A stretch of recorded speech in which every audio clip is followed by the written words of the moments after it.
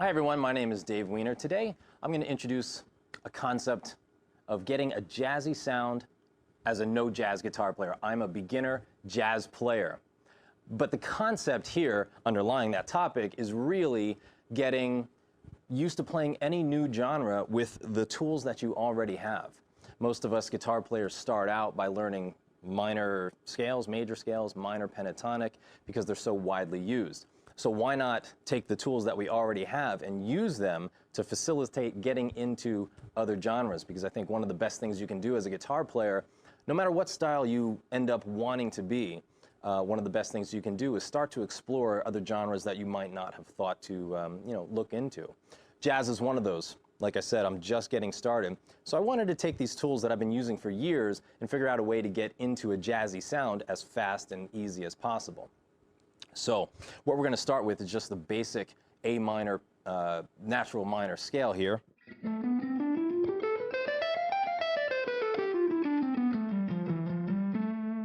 then on top of that, we can take out the A minor 7 arpeggio, which is the 1, 3, 5, and 7 from the scale. So that's A, C, E, and G.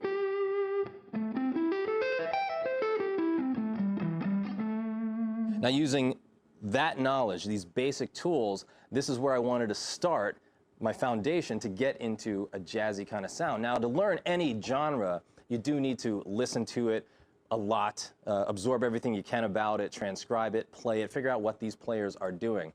Because we can take a basic A minor scale here and a country player is going to play it differently than a jazz player, differently from a funk, Latin, rock, any of those kinds of styles. They're all going to be using the same tool in a different way. So you need to learn the genre, learn the little nuances. We're going to talk about two of the nuances from jazz that I picked up very early. One of them is chromaticism.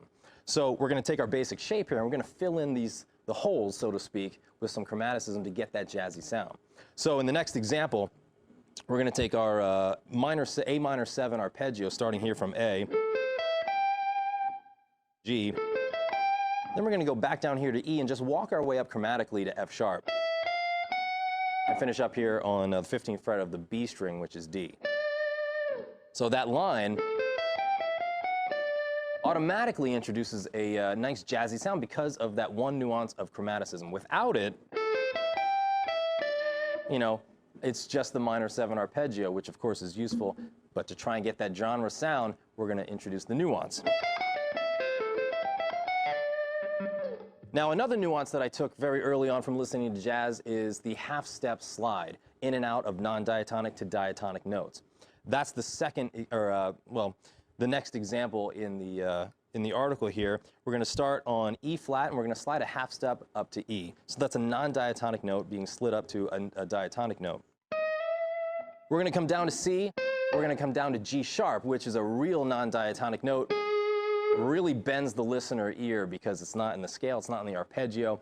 But again, that's kind of one of the cool things I think about jazz is the freedom of choosing really any note you want because of the use of chromaticism. What really matters is where you're landing and how long you're landing on it. This is one of those notes. So we're going to go E flat to E, down to C, down to G sharp. And then we're going to come back into the scale with D, go to a non-diatonic note of B flat, half step slide up to B, again, that one nuance. G, E, A. So that line altogether, it's a nice jazzy sound. It's not really out there, but because of these little nuances, we start sounding jazzy. So let me put the whole thing together for you.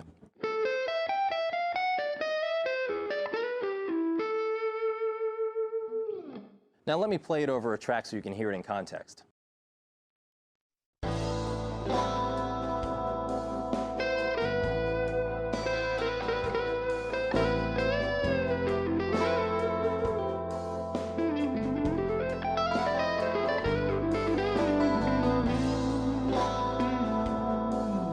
So you can hear, again, all focusing around this basic A minor 7 shape.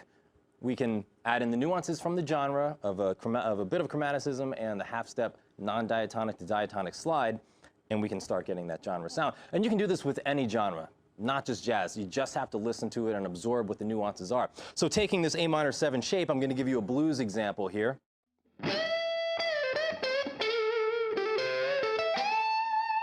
So again, just that shape, but the shape itself doesn't make things bluesy. What makes it bluesy is, you know, putting the nuance of the genre into it.